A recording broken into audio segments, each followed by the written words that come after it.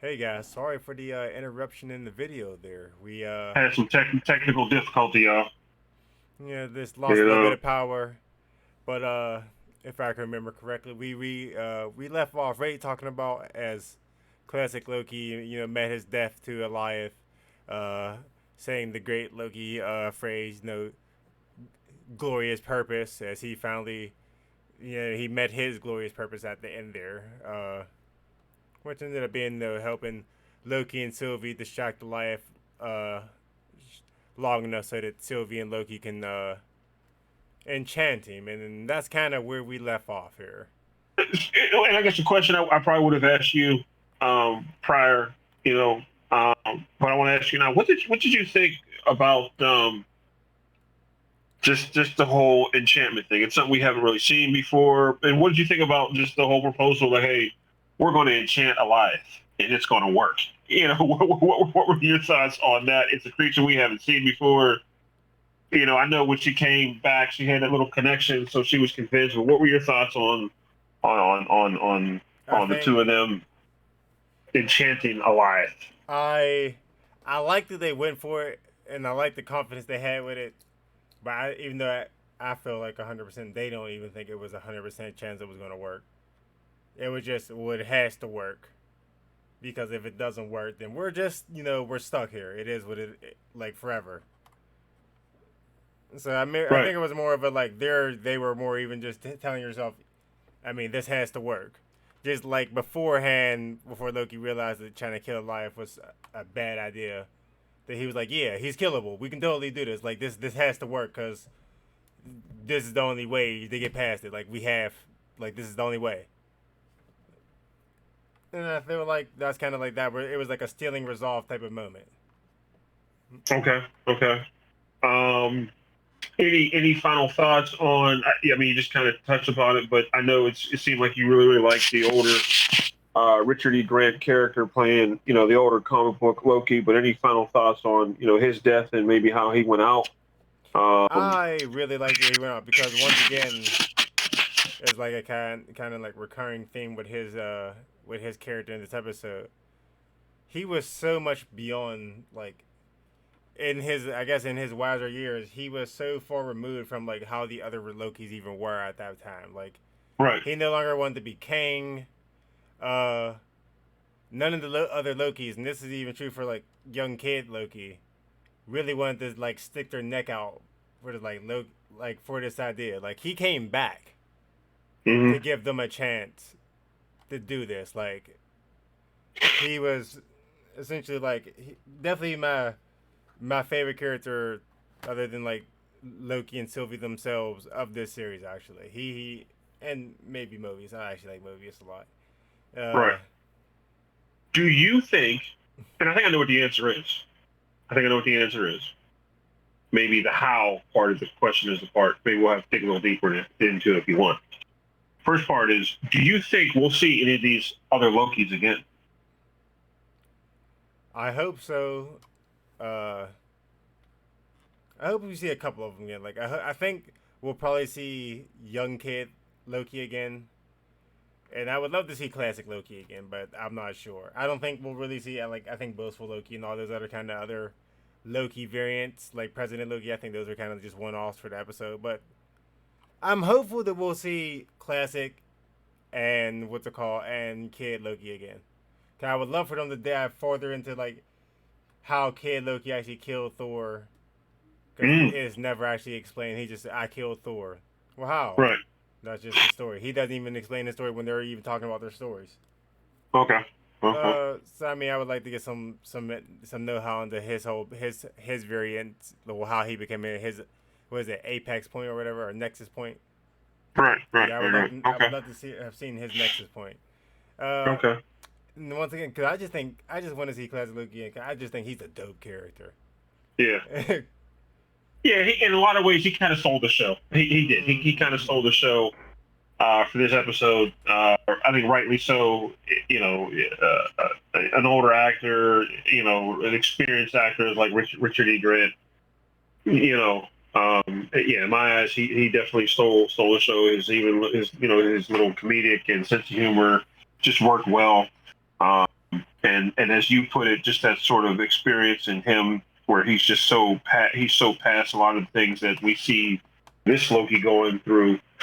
And we also see, him essentially, I don't want to say get his, he got that last kind of moment to shine, which I thought was cool. I think he went out the way he wanted to go out.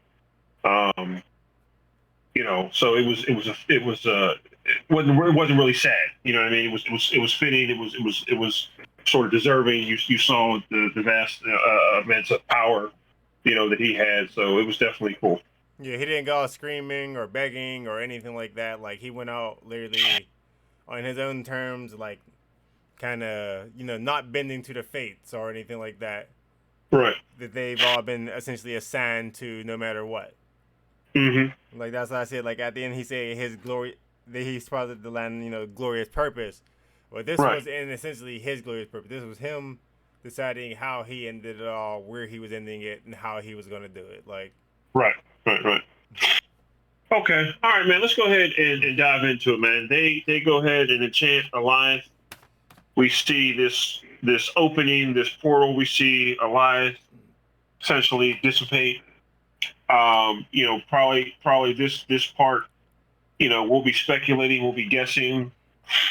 But what did you see? What do you think you saw? I thought I seen What like was a, that? I thought I seen essentially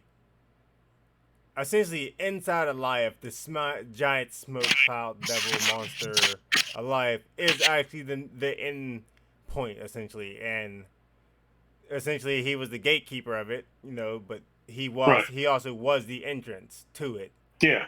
in a Loki. way, and Loki. it's, I mean, Sylvie called him what, the Watchdog or something like that, yeah, guard dog.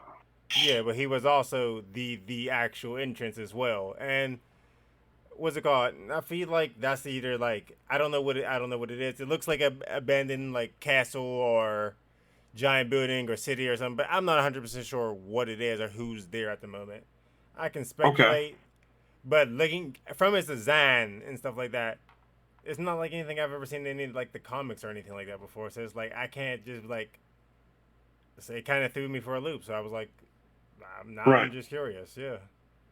When I first saw it, I was kind of the same thing. Like, what the hell is this? And just after thinking about what I saw, you know, um, obviously somebody's in there, right? Yeah.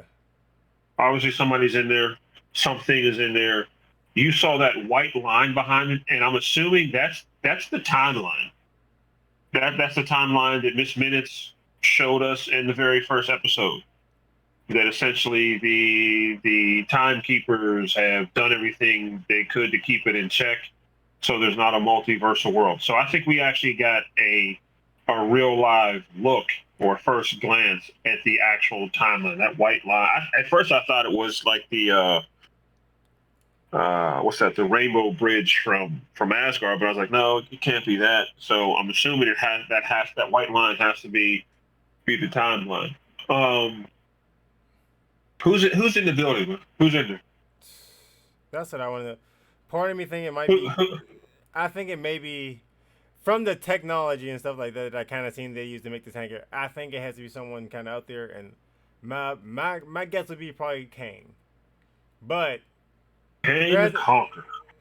there hasn't been a whole bunch of things that say that it's definitely him or anything like that. But just going off my hunch and kind of like I said, the high end tech that both the TVA had for with the time displacing like PDAs and the pruners and stuff like that and the collars and stuff like that. It's like there's a lot of time travel stuff that they have.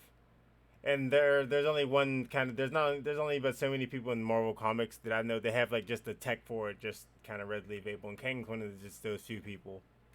Okay, and because the show's based around time travel and multiverse. Here's another question I want to ask you. Something I was just thinking about. Um, there's going to be a second season. I think we talked briefly about that. There's going to be a second season of Loki. So I'm assuming not all our questions are going to get answered in this next episode. Probably not. I'm assuming there's going to be maybe a pretty substantial cliffhanger.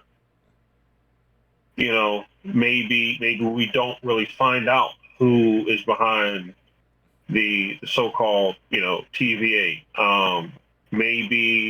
Maybe Kang the Conqueror. I know we're officially going to see him in the next Ant-Man movie, which is slated to come out when, I have no idea. Um, I know there is a connection with Ramona Renslayer, and I know in the comic book she's as a potential love interest for Kang the Conqueror. So there definitely is that connection. So yeah, I mean, I'm kind of torn to guess and speculate who's in that building, and to say, okay, this is the bad guy, because I don't necessarily think that's the case, just because I don't know what's coming in season two. I have no Yeah. idea what's coming in season two. It could It's be hard someone to completely else. Like it could be someone completely else. Like who do I think is in there? If somebody was to say, hey, who Chris, who's in there? Who do I think is in there? Just because the way the show is essentially turning away from um uh uh, uh, it's turning this character of Loki that we've seen, essentially metamorphosized and almost into, I think you said, maybe an anti-hero or a hero or whatever. But we're yeah, seeing a lot of uh, positivity with this character. You kind of said he always lived in the gray side of things, not in the black or white. He was kind of always in the middle. All these signs, for me at least, and maybe I'll just kind of run through a couple of them. Going back to some of the early episodes, you hear Loki say, you know, um, you know, uh, no one is ever completely good. I'm paraphrasing, and no one is ever totally bad. yeah, You know, you heard Mobius say, essentially that's what you're designed to do. That's what Loki's do. You stab each other in the back. You betray them, whatever.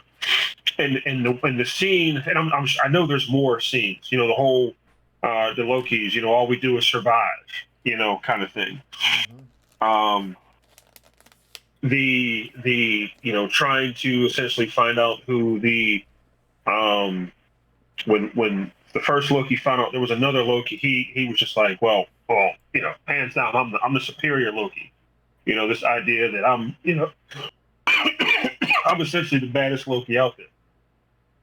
And then in that last episode, that moment that Loki and Sif, and then Sylvie had, where they made this sort of bond, this sort of pact, like, hey, I'm not going to screw you, you're not going to screw me, we're going to figure this out together.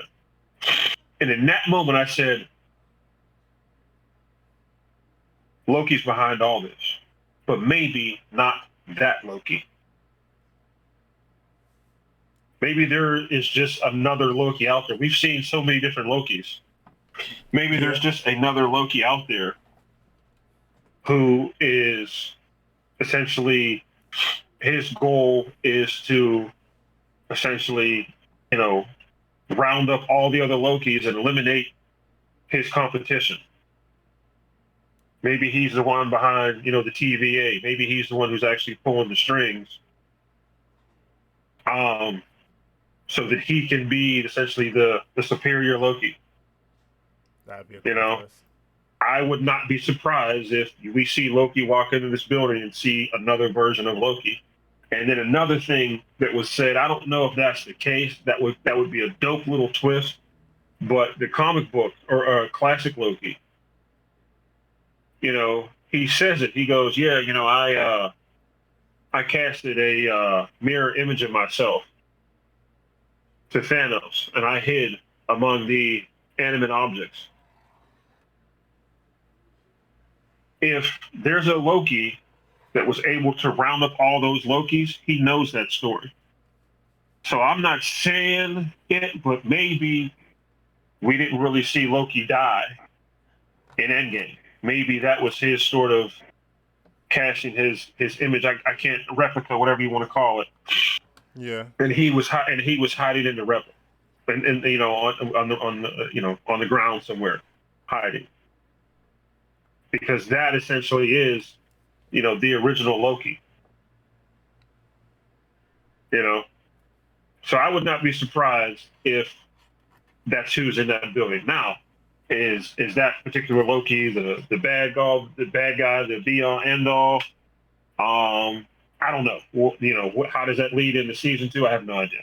But if I had to guess right now, I'm going to say that who's in that building is another Loki. That's my guess.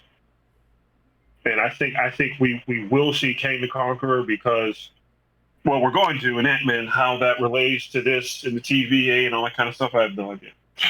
If I had to guess, Loki is in that damn building. That's what I got. That might. You That's know, an interesting one. I like that. there's just been too many sort of like, yeah, I'm different. Yeah, I've changed. I'm not that person anymore. Okay, yeah, you're not that person anymore. But this other Loki is. You know what I mean? This other Loki is still that savage, backstabbing, glorious purpose dude. And he's been manipulating all of you. He essentially got all the Lokis into like one place, and they just figured out how to enchant the thing. Did he expect that? I don't know, maybe. But if they've just, I mean, because even Morbius, he said it, yeah, we've just been going around rounding up Lokis. Why? You know what I mean? If Sylvie's Nexus event was just the fact she was born a girl, that's the Nexus event. Just round her up. If classic Loki was just coming out to get a walk because he'd been in seclusion for so long, just round him up. you know, round him up, outcast him, get him out the way. Mm-hmm. Can't wait till That's my thought. episode 6. It's a good. So it's a good one. That's my thought. Could be wrong. You guys know how these shows go. We're just guessing. It's not, and I'll always say it. It's not about being right or wrong. It's about being entertained. We're going to do, I'm sure, a episode 6 review. I can't wait to do a series recap. We'll do that as well, just to kind of tie a bow on this. But what other final thoughts you got, Nate? That's pretty much it for me. We kind of wrapped it up like I mean, we didn't have really much more to talk. We were kind of already there, and then we talked a pretty fair amount for about the whole episode. Probably longer than the episode itself, which typically happens with us whenever we talk about pretty much anything. Actually, it's a pretty common occurrence.